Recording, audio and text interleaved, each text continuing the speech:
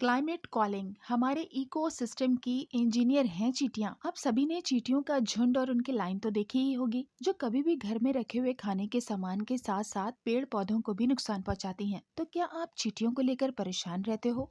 यूं तो चींटियां हमारे काम कम ही आती हैं, पर आज हम जो आपको बताने जा रहे हैं उसे जानकर आप इन चींटियों से दूर जाने के बजाय उन्हें ही पास बुलाएंगे।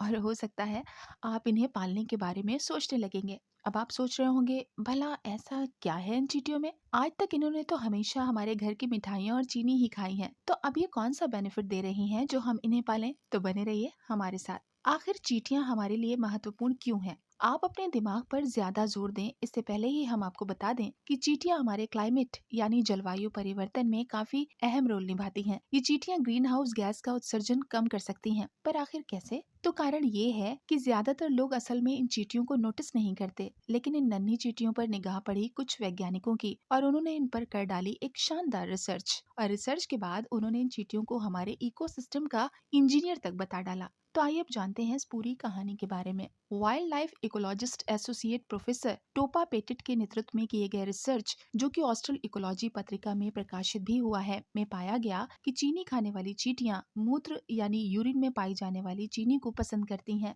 रात के समय भोजन की खोज करने वाले ये जीव मूत्र से नाइट्रोजन के अणुओं को निकालते हैं, जिससे ग्रीन हाउस गैस के रूप में निकलने वाली नाइट्रस ऑक्साइड NO2 का निकलना बंद हो सकता है। बात करें रिसर्च की, तो इस रिसर्च में ऑस्ट्रेलियाई चीनी खाने वाली चींटियों को शामिल किया गया, जिन्हें कैंपोनोड्स टेरेब्रेनस कहा जाता है। प्रोफेसर पेटिट का कहना है कि एक अनोखी खोज है जिसमें नाइट्रोजन साइक्लिंग में चींटियां अहम भूमिका निभा सकती हैं। कैंपोनोड्स टेरेब्रेनस प्रजाति की चींटियां मूत्र में यूरिया की तलाश करती हैं, क्योंकि कुछ अन्य चींटी प्रजातियों के समान उनके पाचन तंत्र में एक जीवाणु उन्हें प्रोटीन के लिए यूरिया से नाइट्रोजन प्राप्त करने के लिए दबाव डालता है। चींटियों में सूखी जमीन से यूरिया निकालने की अद्भुत क्षमता होती है, बल्कि वे शुष्क परिस्थितियों में भी जीवित रह सकती हैं। चींटियां मूत्र से निकलने वाली अमोनिया को कम कर सकती हैं, जिससे नाइट्रस ऑक्साइड का उत्पादन होता है। नाइट्रस ऑक्साइड NO2 एक ग्रीन हाउस गैस है जो कार्बन डाइऑक्साइड की तुलना में 300 गुना अधिक शक्तिशाली है, और कार्बन डाइऑक्साइड उत्सर्जन की तुलना में कम मात्रा में होने के बावजूद वातावरण में इसकी उपस्थिति में पिछले 1 दशक में काफी वृद्धि हुई है। नाइट्रस ऑक्साइड की मात्रा ज्यादातर उर्वरकों के व्यापक उपयोग से बढ़ी है। आइए अब आपको ग्रीन हाउस गैस यानी CHG के बारे में थोड़ी जानकारी देते हैं।